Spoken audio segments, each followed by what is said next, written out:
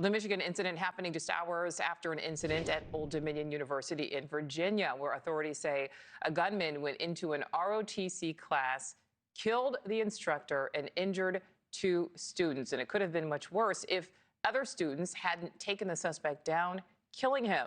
That man was inspired by ISIS, according to authorities, and had a previous terror conviction. Investigative correspondent Rich McHugh is live now with more on what happened and what was behind that attack, Rich. Hi, Nicole. Yeah, we're learning more about the shooter, and we're also learning more about what happened inside that classroom. As for the shooter, he's a 36-year-old former Virginia National Guard member, naturalized citizen.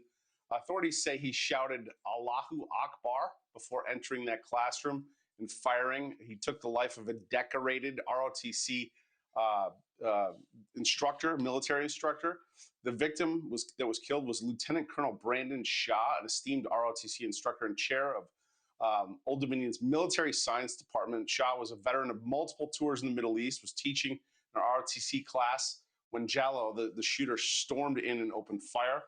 FBI Special Agent in charge Dominique Evans praised the heroism of the ROTC students in the room who subdued the gunman, rendering him no longer a threat, and prevented further loss of life. She called their actions extreme bravery and courage. There were students that were in that room that subdued him and rendered him no longer alive. The brave ROTC members in that room subdued him, and if not for them, I'm not sure, what else he may have done. But that's exactly, they confronted him and they subdued him, and he was no longer able to conduct any further attack. Clearly a brave thing that those ROTC students in that classroom did, and hard to think about what would have happened had they not done so. Oh, yeah, absolutely, Rich. So what more are we learning about this gunman? Well, he's got quite a history, so we're learning more. His name is Mohamed Bailor Jalloh. He was born in Sierra Leone. He's a naturalized U.S. citizen. He was a former member of the Virginia National Guard. They tell us he served there from 2009 to 2015 as a combat engineer. He had no deployments and was honorably discharged. He had a prior federal conviction.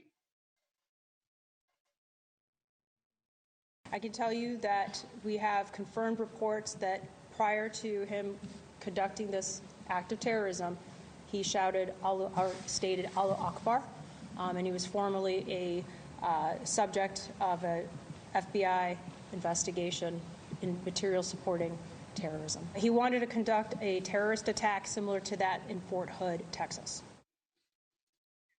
Now, according to the indictment from back then, after his time in the military, he spent 6 months in Africa in 2015, where he met ISIS affiliates, repeatedly expressed wanting to die as a martyr, and said attacks were 100% the right thing.